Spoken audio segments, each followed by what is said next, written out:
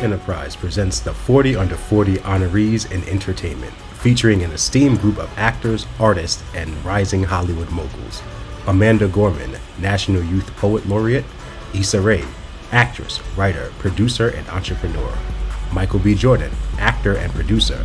Yara Shahidi, actress, producer, and change agent. For more information on all of our honorees, log on to blackenterprise.com/40 under 40.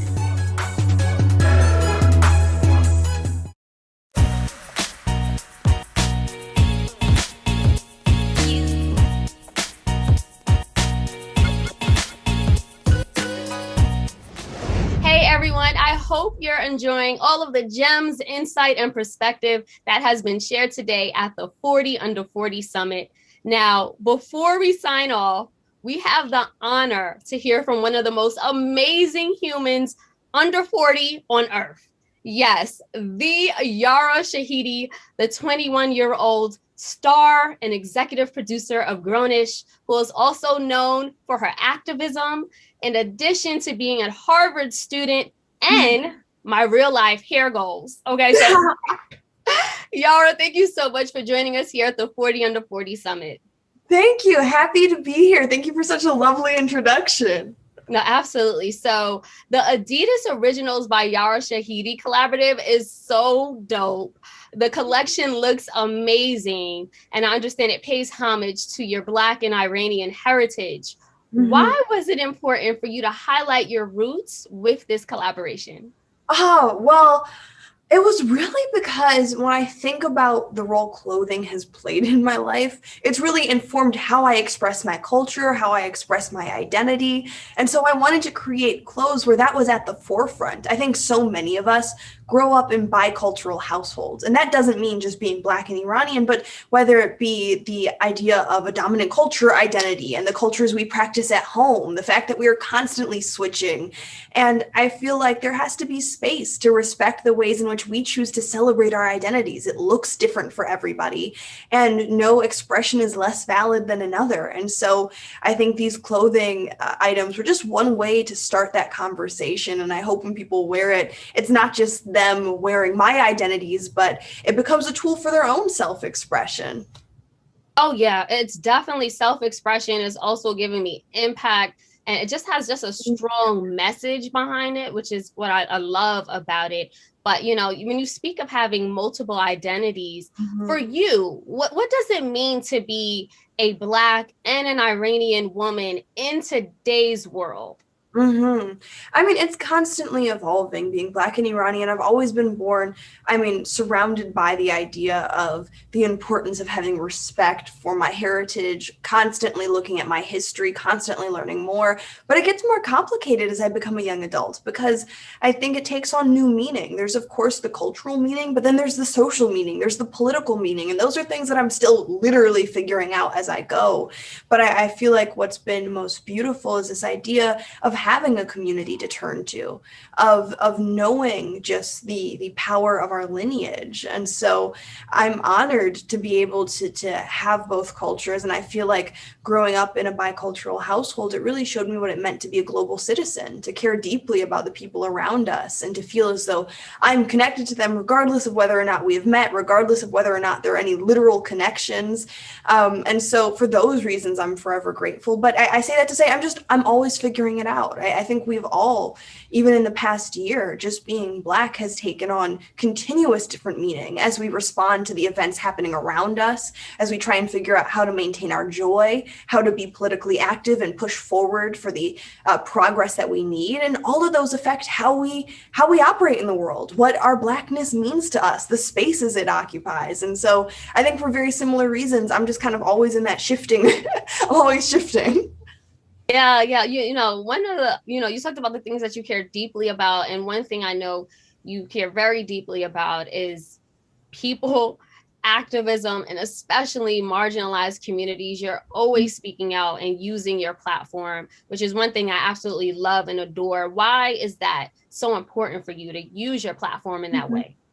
Well, it's really a reflection of the conversations we have at home. You know, when I think I got a larger platform from Blackish and from the other work I was doing, it wasn't this idea of like, okay, well, let me change who I am or let me become this different thing. But if anything, it was like, well, let me create this space for just what happens in our home. I've been raised by family who have been culturally and socially engaged for generations. And so many of the conversations that I have publicly are the ones that we have regularly. And if anything, I want to be able to be an accessible touch point for people. I know the privilege that I have to grow up in a space where my opinion has always really mattered. And I know so many young people, especially as a brown young person, you have an informed opinion. You have so much to say, but what is missing are the platforms in which you are valued and heard. And so if I can be one of those many platforms, or if I can be one of those many voices saying, hey, listen up to what we're saying as a generation and what we're saying as young Black folks in the world, not because, oh, I have some credential from being on a show, but because our lived experience is valid of being heard and it's important in and of itself. Oh, absolutely, Yara. And, you know, when you speak of home, I want to talk about your mother, who's been one of the biggest inspiration, if not the biggest inspiration in your life and career. And now you two have your own production company, which gives you another platform to continue to uplift those voices and those communities. Tell us why it was so important for you to even launch your own production company and what it is that you intend to do. Right. Well, I think as a family, my parents have always shown me the impact of media. You know, I grew up in a household where we literally watched max an hour and a half of television on Saturdays, maybe Sunday. And it wasn't until I was literally on a show regularly that the TV was on during the week. And so in many ways, media became even more impactful because the little that we were seeing were the things that were helping shape our worldview. What we were watching was really intentional on our parents' part, things that showed us our global community, reflected our own heritage, filled in what we weren't learning in school, lots of audiobooks, things like that. And even I think the power of images, I think to grow up with my father's work, photographing Prince, and even Prince's impact, not only personally, but just as an artist, I has always really demonstrated the pure potentiality of media. And so the reason I kind of preface this question with that is because coming with that foundation of knowing how influenced I have been from the media I took and the ways in which having really intentional media in my life has literally what has armed me to be out in the world and to feel as though I have the right to take up space. And so when we started our production company, it came from this very similar feeling of, you know, especially as brown and Black folks, we deserve the right to be on television and exist so many times. And we've had this personal experience, even in pitching shows. If you are pitching a Black show, the stakes have to be high. There has to be a reason to watch. There has to be trauma on the line versus saying we have the right to exist in any and all forms. Yes, some are going to be high action, high risk, high reward. Some moments are going to be historical retellings, and some moments it's just our day to day. And I think that's something that dominant culture has gotten for generations, the ability to explore every facet of their life, no matter how perceivably interesting it is. And so for us, we were like, how do we train people to just get used to seeing our day to day? And there's so much worthy of watching in that. And, you know, there'll still be great moments, funny moments, sad moments, etc. But by just saying, hey, we deserve to just look at what it feels like to take up certain spaces. And it's been really exciting to be able to take that on in production. I've been lucky as an actor to be on sets that are very receptive to feedback, but at the same time, for the most part, as an actor, you're getting handed your script and that's what you do. You may agree with your character, you may not. You may align with a message, you may not. And so there's something really powerful about moving into production in which I can be involved from the inception of a project and say, hey, here are my non-negotiables. Here are, as a collective, non-negotiables for what this media is going to look like. Oh yeah, that creative control is so powerful. And one of the things I'm really looking forward to is the fact that you guys are developing and producing a TV adaptation of Cole Brown's critically acclaimed book, Gray Boy, Finding Blackness in a White World. Can't wait for this project. What about the book itself like resonated with you? Well, first and foremost, I have to say, when we were made aware of the book, the entire team read it that day, became obsessed from the second chapter. I think Cole really beautifully has these series of essays that just excavate the way in which our identities take on different meanings in different spaces. And, you know, I really compared it to even the OG kind of Frantz Fanon and other materials that we haven't had for generations, of just essays focusing on life. And in really focusing on the intimate experiences, he ends up making so many true statements about our broader experience of being Black, of being brown, of being a token in a space. And so we were so excited to even just be in conversation with Cole. You know, we began our conversation just wanting to be of service, because here's a book that we so believe and stand by. And then to actually now be lucky enough to be partners in this project, we're looking forward to bringing it to life. Oh, yeah. And, you know, one thing that you've brought to life so beautifully is Zoey, your character. And I know you talk about, oh, absolutely. Like, and I know you talk about just making the norm, you know, just seeing a young Black woman navigate college and navigate the world through that lens is something that hasn't been shown traditionally, but you are making that norm. And I know you have the new season coming up. What can we expect from your character as she grows and navigates? Yeah, well, this season it's going to be senior year. I don't know how many people thought she was actually going to make it, but she's there. And I think what I really like is that this season is kind of about revisiting all of the things she's gone through in past seasons and figuring out, like, now that the rubber is hitting the road, what does it mean to actually be getting ready to enter the adult world? And so while I can't say she is necessarily a young professional when we meet her, she's on the road to figuring out how to take seriously what's on the line as it pertains to her career, what it means to kind of refocus on what it means to take care of herself, what boundaries she needs to set, etc. And she's still the same messy Zoey we know and love. I know it's even taken me time as an actor to really settle into the fact that this is who she is. You know, as Yara, I feel like I'm very keen on this idea of, like, make one mistake, never make the mistake again. But that's just not life.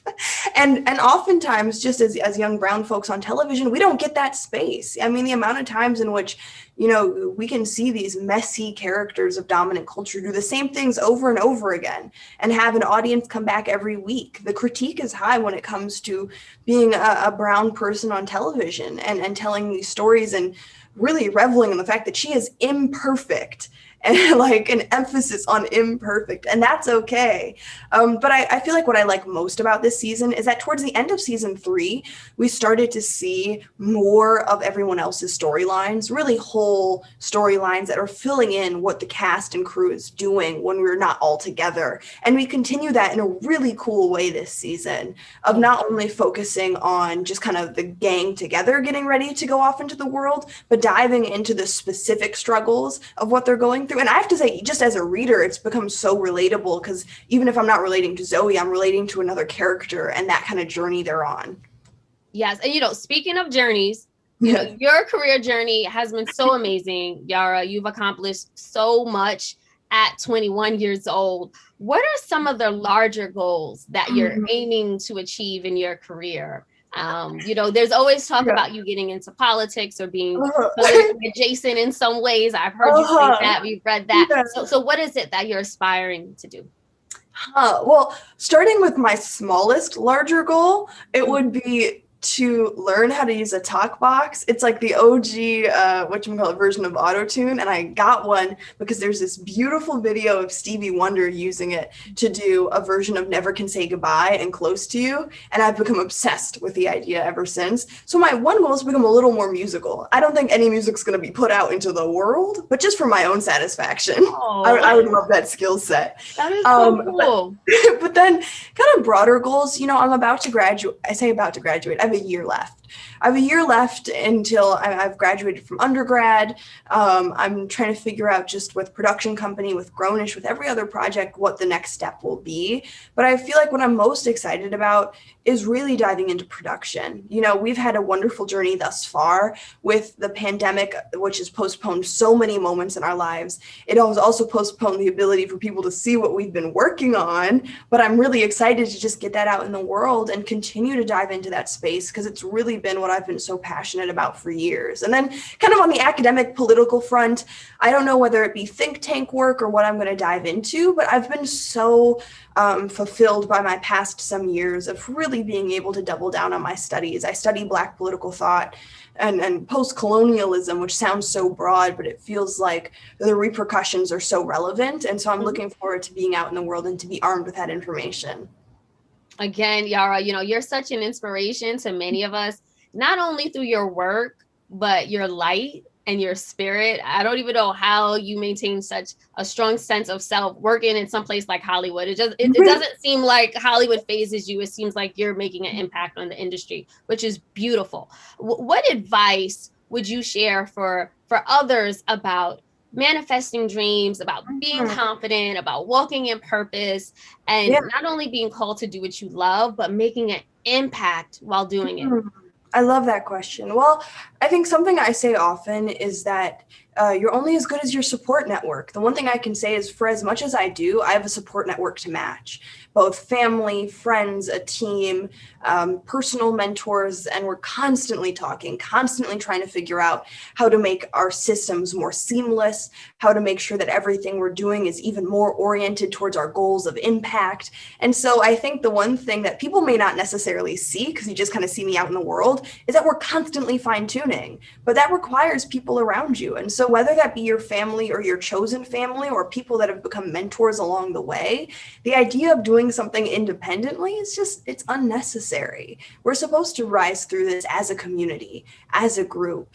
We're supposed to pour into each other, supposed to then represent each other. And so that has really been integral to my own ability to even do what I do, is because I have all these people around me. And I think the other thing that I'd have to say is just that, I mean, it's a constant process, whether it be confidence, whether it be manifesting what you want, whether it be trying to figure out what your purpose is. Mine shifts regularly. The ways in which sometimes I feel like, okay, what I'm doing isn't big enough. It isn't making enough of an impact. It isn't necessarily achieving exactly what I want. And I've even had to reframe multiple times the importance of intimate moments as impactful. The importance of, if I can just make this experience easier for one person, that is impactful. And that's not me conflating the impact, but it's literally how life works. Because if I think about all of my opportunities, it's because one or two people decided to give me an opportunity or to imbue me with or to give some advice or invest in me in some way. And so if I can do the same, that's really important. And, to a generation where we have all of these tools to quantify our change, we have Instagram to see how many people read our message, et cetera, it's important to kind of separate from the metrics of your impact and just look at the quality of your impact. Look at what you're doing. There's certain things that only you as an individual can do. We're not supposed to operate the same way. We're not supposed to make the same change. We're supposed to work in unison, but constantly work in a way that is individual to us. And it's also always easier said than done. I don't know how many times I start panicking, like, I'm just not doing this right. And so those are moments that people don't often see. I'm literally always in my head. Like, am I doing this right? Could I be working to a higher capacity? Could I be more efficient? I really messed up here. And those are conversations that oftentimes are so personal that on the internet, it just looks like I'm out here like, I have this on lock. I know my mission. I know this. But it's just a part of the process. And in my very young adulthood, I'm trying to just get settled into that. Instead of making it feel like it's the imperfect part of the process, it's just a part of the process. Yeah, it is. Yara, again, thank you so much. You're doing amazing work. I'm curious to know, what is the largest impact that you do want to make in your life? As a history nerd, one of my largest goals is, whether it be through media, whether it be through policy, rethinking how we teach history has always been a passion of mine. I know the firsthand impact of just the supplementary curriculum my parents gave me. The fact that, whether it was being taught in schools or not, I was constantly learning about my own heritage, the heritage of other people. And I feel like that is literally why I entered into this space and feel so deeply connected global struggles, to paying attention to what's happening in the world. And many people don't get that opportunity. I mean, if you're brown or black, we barely get to hear about ourselves in schools and in public spaces. So how are we expected then to carry on with helping out and investing in the struggles of others? But it was in this kind of active investment that I was not only able to make the connection to helping my global community as being of service to my personal communities. And so I feel like whether it be through the media we create, telling new stories and new histories, or whether it be through me getting my hands on a textbook and just writing one, I don't know what it's going to be, but that is the goal. It's going to be great. Whatever it is, it's going to be great. Thank you, Yara Shahidi, for being here with us today at the 40 Under 40 Summit. Congratulations again. And just keep being you, girl, because you are a shining sis. You are inspiration. We love it. And we'll continue to support you. Thank you so much. I really appreciate this conversation. Much love to you. Thank you. Thank you all for joining the Black Enterprise 40 Under 40 Summit hosted by Amazon. We hope you're leaving today's virtual experience feeling inspired, energized, and yes, challenged by the young, gifted Black leaders you heard from today. Their message was loud and clear. We need every generation of Black Americans to move the culture forward. So let's continue to make strides in the advancement of our people by building economic, political, and community empowerment. Thank you all to our speakers for sharing your expertise, and an extra special thanks to our sponsors, Amazon and BlackRock, for joining us to present this monumental event. Remember, you can go back to watch anything you missed on demand. And don't forget to share on social media using the hashtag BE40Under40. Be sure to visit blackenterprise.com to see our complete 2021 40 Under 40 list. And join us on June 23rd for our next Diversity, Equity, and Inclusion Summit, and on July 14th for our Corporate Boards and C-Suite Summit. And you definitely don't want to miss the Black Enterprise Entrepreneur Summit on September 15th and 16th, the Women of Power Tech Conference on October 27th and 28th, and Black Men Excel, November 17th and 18th. For more information, go to blackenterprise.com/BE events. Now, let's take one more look at our honorees.